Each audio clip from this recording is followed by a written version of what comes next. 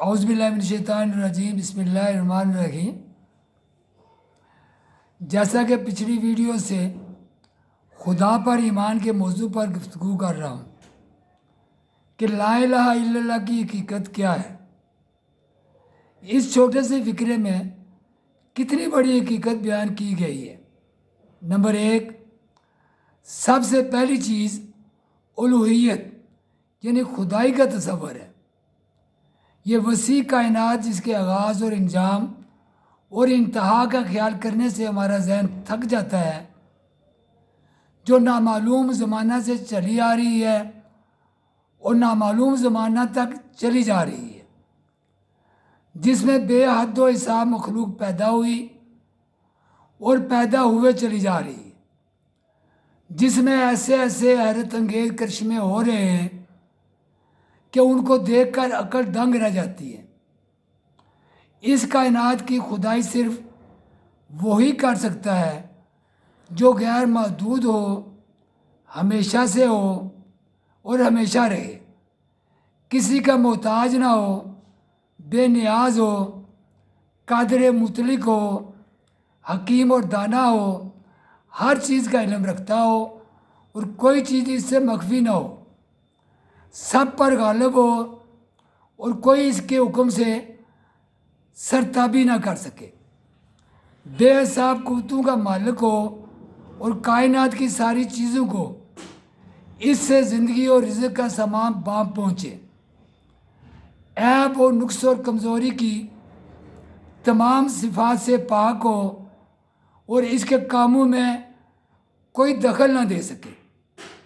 Number 2، خدائی کی یہ تمام صفات ایک ذات میں جمع ہونی ضروری ہے۔ یہ ناممکن ہے کہ دو ہستیاں یہ صفات برابر رکھتی ہوں، کیونکہ سب پر غالب اور سب پر حاکم تو ایک ہی ہو سکتا ہے۔ یہ بھی ممکن نہیں کہ یہ صفات تقسیم ہو کر بہت سے خداؤں میں بٹ جائیں، کیونکہ اگر حاکم ایک ہو اور عالم دوسرا اور رازق تیسرا تو ہر ایک خدا دوسرے کا محتاج ہوگا، اور اگر ایک نے دوسرے کا ساتھ نہ دیا تو ساری کائنات یک لخت فنا ہو جائے گی۔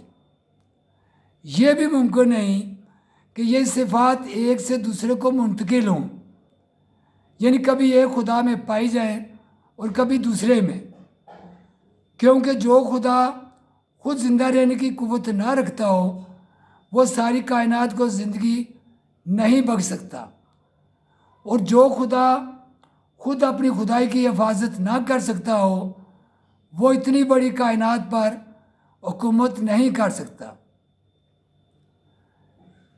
بس تم کو علم کی جتنی زیادہ روشنی ملے گی اتنا ہی زیادہ تم کو یقین ہوتا جائے گا کہ خدائی کی صفات صرف ایک ذات میں جمع ہونی ضروری ہے۔ نمبر 3، خدائی کے اس کامل اور صحیح تصور کو نظر میں رکھو، پھر ساری کائنات پر نظر ڈالو۔ جتنی چیزیں تم دیکھتے ہو، جتنی چیزوں کو کسی ذریعے سے محسوس کرتے ہو، جتنی چیزوں تک تمہارا علم کی پہنچ ہے، ان میں سے ایک بھی ان صفات سے متصف نہیں ہے۔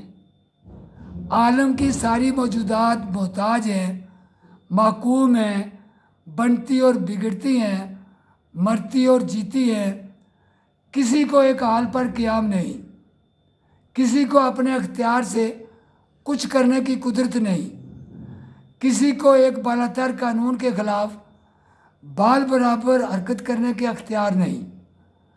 ان کے حالات خود گواہی دیتے ہیں کہ ان میں سے کوئی خدا نہیں ہے، کسی میں خدائی کی ادنا جھلک بھی نہیں پائی جاتی، کسی کا خدائی میں ذرا برابر بھی دخل نہیں ہے۔ یہی معنی ہے لا الہ کے۔ نمبر 4، کائنات کی ساری چیزوں سے خدائی چھین لینے کے بعد تم کو اقرار کرنا پڑتا ہے کہ ایک اور ہستی ہے جو سب سے بالا تر ہے، صرف وہی تمام خدائی صفات رکھتی ہے اور اس کے سوائے کوئی خدا نہیں۔ یہی معنی ہے इल्लल्लाह के, ये सबसे बड़ा इल्म है।